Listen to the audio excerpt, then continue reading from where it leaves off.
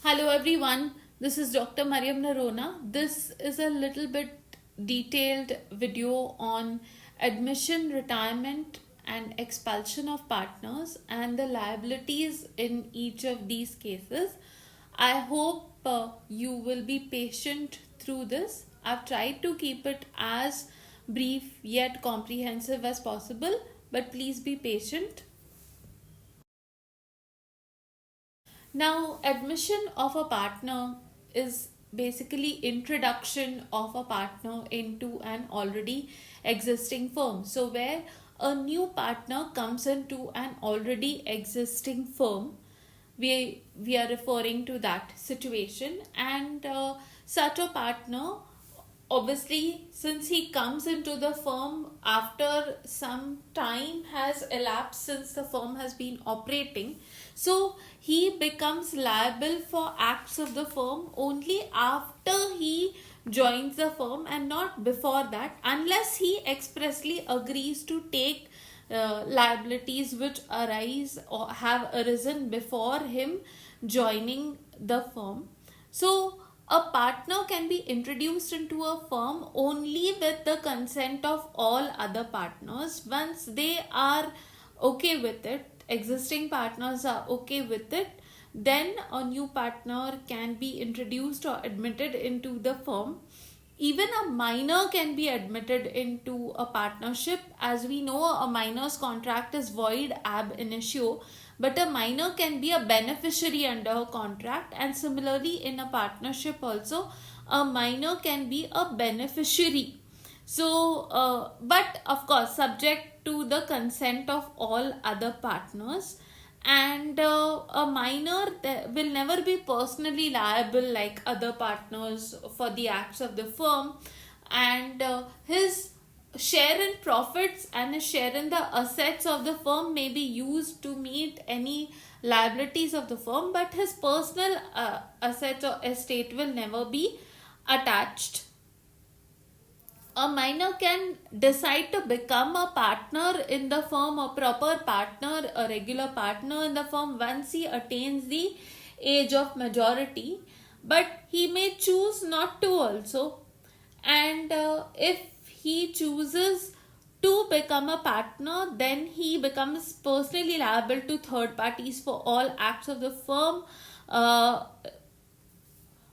Retrospective, that is from the date of his admission to the benefits, and he is entitled to get the same share in the profits of the firm which he used to get as a minor.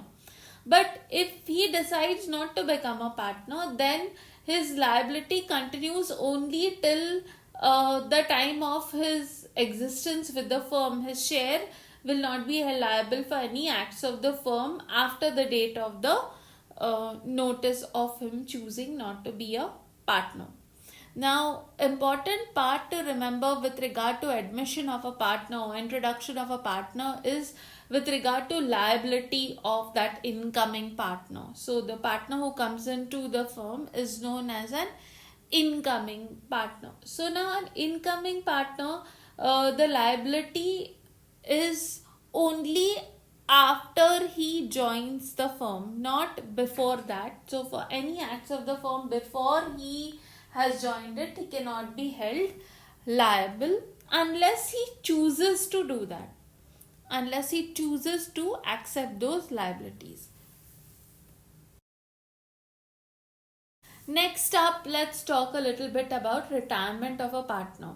A partner is a retired partner, or he's set to retire when he ceases to be a partner of the firm, and the remaining partners continue the business of the firm. Now, there are three modes whereby retirement takes place. One is by consent, which is the partner may retire at any time with the consent of the remaining partners. By express agreement, so there may be an agreement to the effect between partners that so and so will retire from the partnership at a certain point, or in time, or after a certain number of years, or after completion of certain projects. And the third way is retirement by notice, where the partner may give written notice to all other partners saying that he wants to retire. Now, when a partner retires, the firm continues to exist if as long as the number does not fall below the statutory minimum. So, if only one partner is remaining, obviously, then the firm cannot continue. But if adequate number of partners are there, then the firm continues. And especially in case of an actual partner, notice of his retirement, public notice should be given, because people know that he is a part of the firm. So such a person has to give written notice to the registrar of firms, as well as if he publishes it in some local gazette or newspaper, it would be beneficial. Then liability of a retired partner is a partner is always liable for acts done up to his date of retirement from the firm. Now, this is why notice of retirement is very important. If notice is not given, then a partner may be liable for acts after his date of retirement also, because he failed to give notice and people did not even know it. Now, what are the rights of a retired partner? A retired partner has a right to carry on competing business unless there is some agreement which he has entered into which prevents him from doing that. Then he an agreement to restraint of trade is permitted. That means in this case, now a retired partner has a right to share subsequent profits till the time that his account has not been fully settled. So whatever is his capital interest, till that is not settled, till then he can get his the right in the profits. And so those are by and large the rights of partner. And as I mentioned, liabilities of partner will be liable only up till for acts done only up till the date of his retirement. But if in case he had not given public notice, he still remains liable. Now, expulsion of a partner. To expel means to remove. Now, expulsion of a partner means that a partner cannot be expelled from a firm by majority of the partners.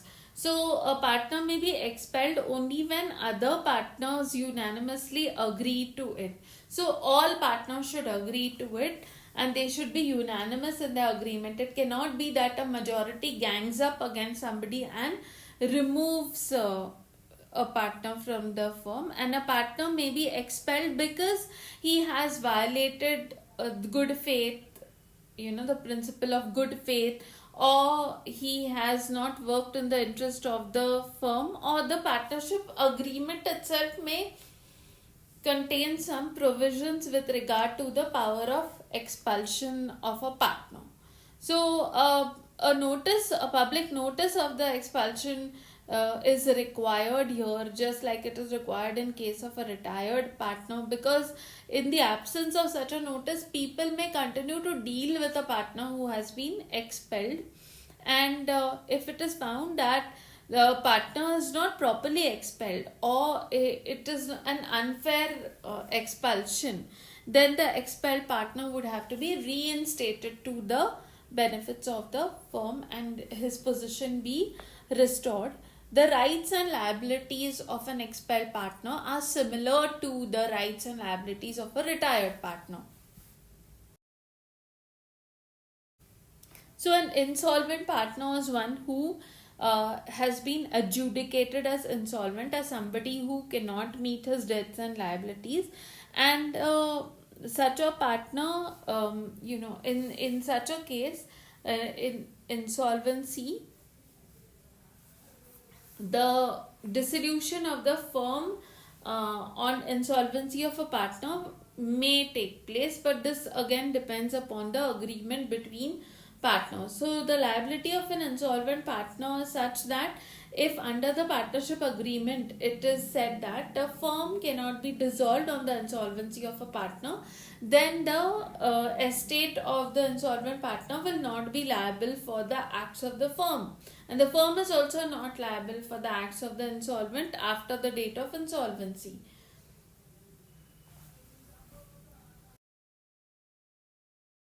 In case of death of a partner, if the contract between the partners is such that a firm is not dissolved by the death of a partner, then the estate of personal assets of such a deceased partner are not going to be liable for the acts of the firm done after his death.